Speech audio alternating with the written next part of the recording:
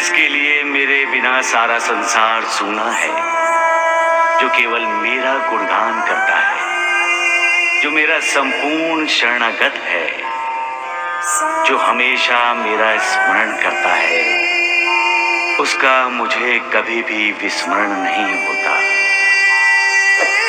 मैं उसकी हर प्रकार की सहायता करता हूँ, उसे मृत्यु के मुख से भी बचा लेता हूँ। मेरे भक्त चाहे कहीं भी हों, मुझे पुकारते ही तुरंत मैं उनके पास पहुंच जाता हूं। मेरा वचन कभी असत्य नहीं होता। प्रवेश करने के लिए मुझे किसी द्वार की आवश्यकता नहीं है। न मेरा कोई रूप है, न कोई अंत। मैं विश्व के चराचर में समाया हुआ हूं।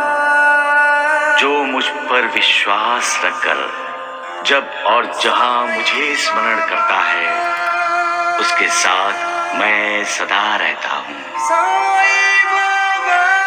ब्रह्म क्या है? एक बच्चे के लिए उसकी मां ब्रह्म है। एक शिष्य के लिए उसका गुरु ब्रह्म है। एक भक्त के लिए उसका भगवान ब्रह्म है। परिवार के एक सदस्य के लिए उसका अपना परिवार ब्रह्म है। एक विद्यार्थी के लिए उसकी पाठशाला ब्रह्म है और एक नागरिक के लिए उसका अपना देश ब्रह्म है। लेकिन जैसे जैसे हमें ज्ञान मिलता जाता है, वैसे वैसे हम जान जाते हैं कि हम जो सोच रहे हैं वो ब्रह्म नहीं है। ब्रह्म के आगे भी कुछ है। फिर हम ब्रह्म के जो परे हैं, उस पर ब्रह्म की शरण में जाते हैं और हमें साक्षात्कार होता है कि ईश्वर का रूप जो सत्य, चित्त और आनंद है, वही ब्रह्म है। मैं दामू अन्ना को ब्रह्म ज्ञान करा देता हूं। श्यामा, तुम तो जानते ही हो कि मेरे सारे व्यवहार नगद होते हैं। मैं उधार करता ही नहीं।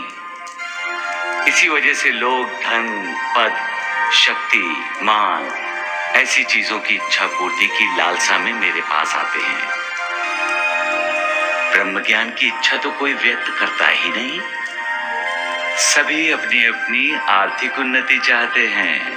आध्यात्मिक उन्नति के बारे में कोई सोचता ही नहीं। लेकिन दामू अन्ना ने ब्रह्म ज्ञान मांगा है, तो मैं इसे ब्रह्म ज्ञान कराऊंगा।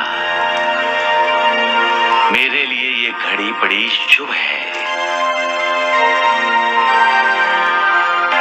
दामू अन्ना, तुम इस मोह माया के चक्रव्यूह में अटके पड़े हो और ब्रह्म ज्ञान पाना चाहते हो।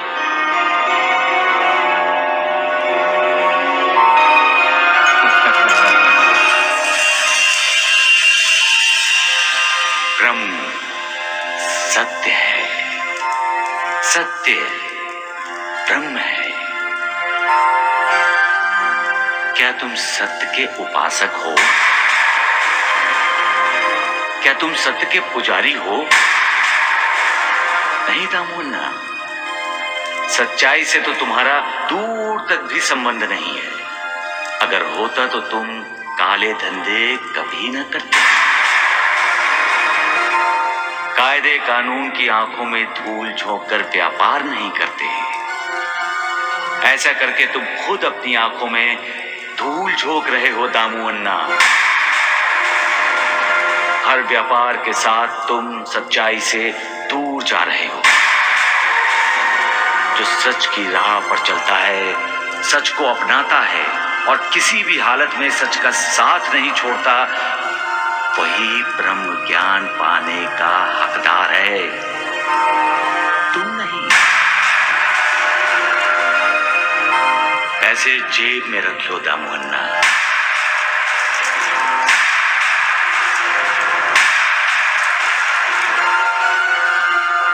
जहां मोह है, लोभ है, वहां ब्रह्म के चिंतन या ध्यान की गुंजाइश ही नहीं है दामोन्ना।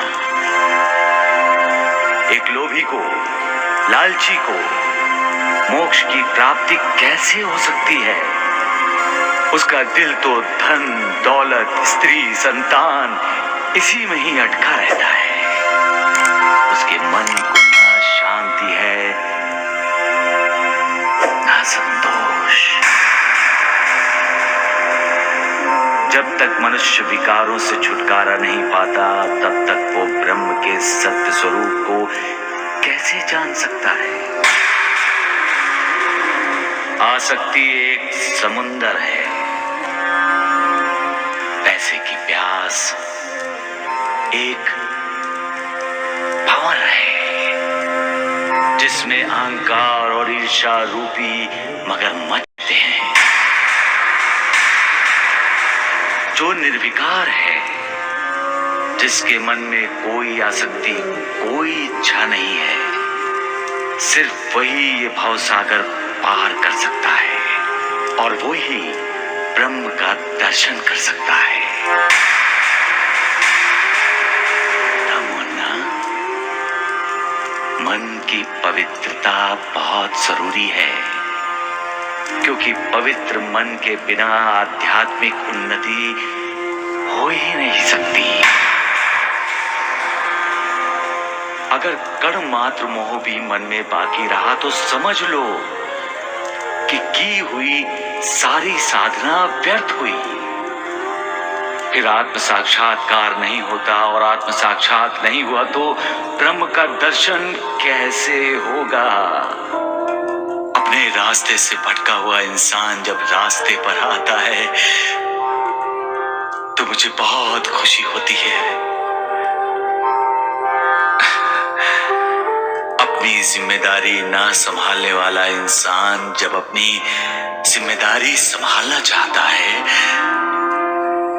तो मुझे बहुत खुशी होती है। जब परिवार का कर्ता धर्ता परिवार के हर सदस्य को सुखी रखने का प्रण उठा लेता है, तब मैं खुश होकर उसके लिए मालिक से दुआ मांगता हूँ। मालसापति, मैं तो यहाँ सबको करुणा देने आया हूँ।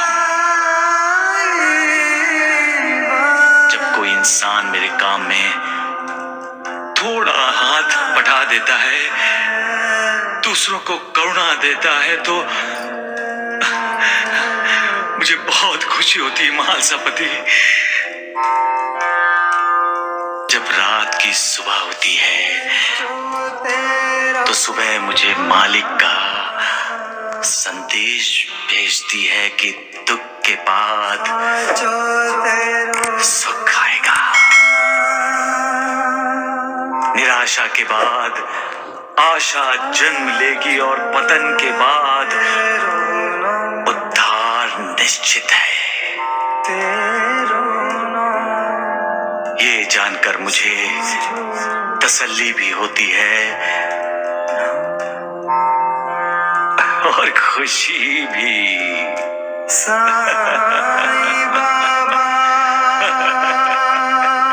सबका मालिक।